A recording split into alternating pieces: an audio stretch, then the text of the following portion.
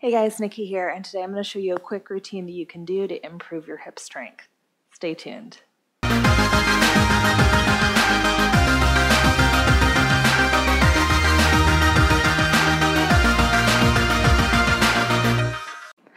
All right, so first, why might we want to work on hip strength, and what does that really mean? So for the purpose of this routine today, we're going to look at building hip strength in all directions. So hip flexion, extension, abduction, moving the leg away from the body and towards the body. And the reason why it's really nice to work your hips kind of in this 3D kind of way is that you really need all of those ranges and strength in all of those areas to really have functional movement when you're walking and running, and then also have stability in your hip when you're doing more loaded exercises like weight training, which will decrease your risk of overloading or compressing a joint and ultimately decrease your risk of injury. So all that you're going to need for this routine today is a basic light to medium weighted TheraBand. What I've done is I've gone ahead and I've double knotted a loop on one side of mine ahead of time because we're just going to need it for one of the exercises. And then totally optional, but if you have a small pillow or a folded up towel to place underneath your head, that can also be helpful, particularly if you find that you tend to kind of thrust your ribs or arch your back when you're doing hip or abdominal exercises. So we'll get to that in a moment. So to start this routine, you're going to come to an easy seated position.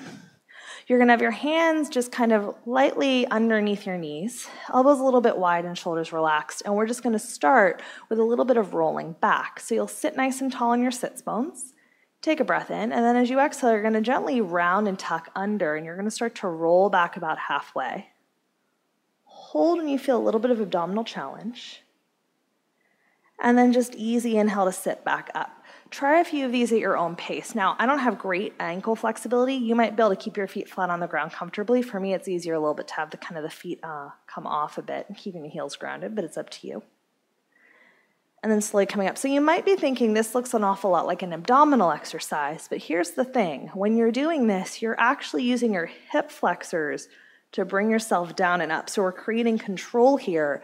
Your abdominals are actually working isometrically. So they're helping maintain that spinal stability and control as you move through this little bit of hip flexion.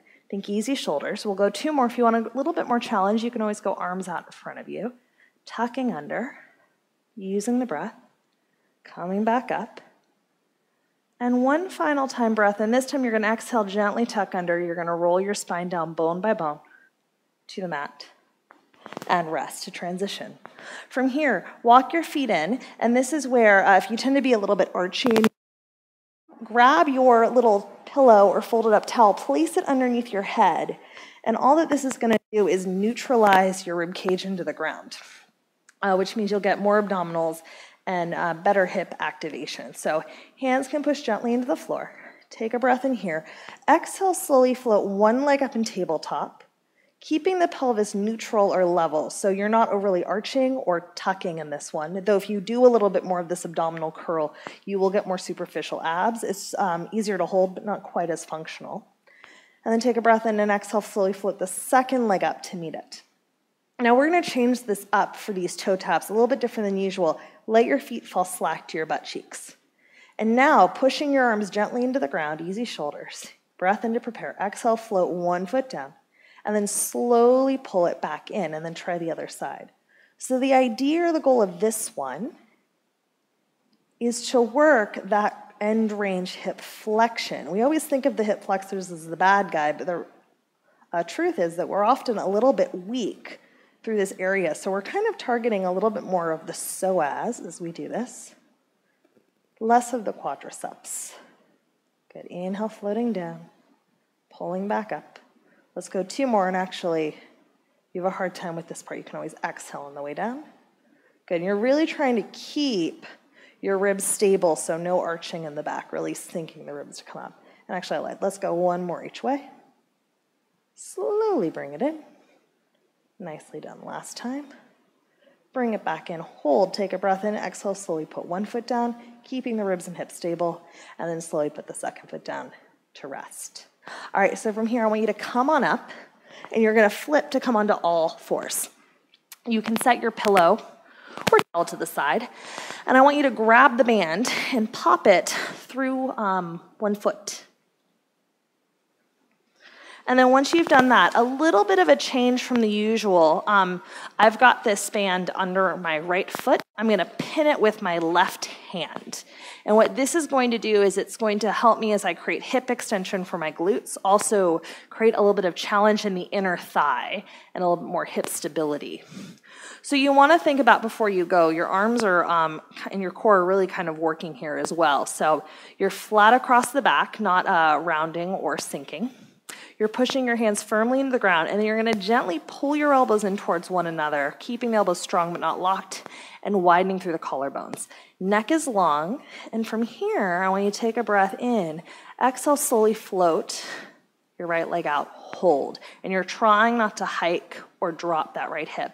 And then you're going to touch the toes down, and then lift the leg up. So there's a few challenges in this one. One of them is you're resisting that band both as you go up and down, but also you're resisting the urge of letting that right leg float to the left. It's going to stay just in line with the right hip. So there is some inner thigh work, some deep hip work, some hip extension. This is really kind of a nice one to do. Staying stable through your ribs and hips, connected in your shoulders. Go 2 more. If you tend to arch your back, I want you to kind of really find a little baby abdominal contraction, help come to center. Bring the leg down to rest. Switch feet.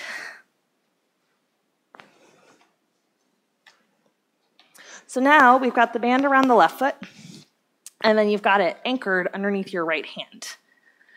So you'll probably notice that one side's a little bit better at this game. That's totally standard. Again, I want you to kind of find some space in the collarbones. Check that you're pushing through the arms. Elbows gently draw in so the arms are in a neutral position, bias towards a slight external rotation, just because we tend to be too internally rotated. And then when you're ready, breath in, exhale, find your abdominals, slide your left leg out.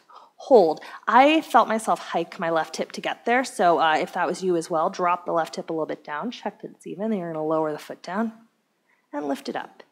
And you're really trying to stay lifting through the rib cage, not sinking in the lower back. Good. Inhaling to lower, exhaling to lift, keeping that left knee straight. I just caught myself wanting to bend it. And you should start to feel some good work through your whole leg. Good. Come center. Let the leg down and rest. All right, set your band to the side. Last exercise we're going to do here is a little bit of Pilates side legs.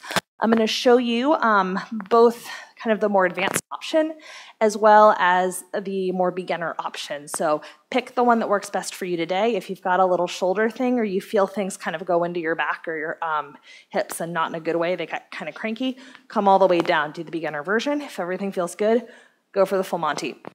So from here, you're going to come onto your left hand, left knee.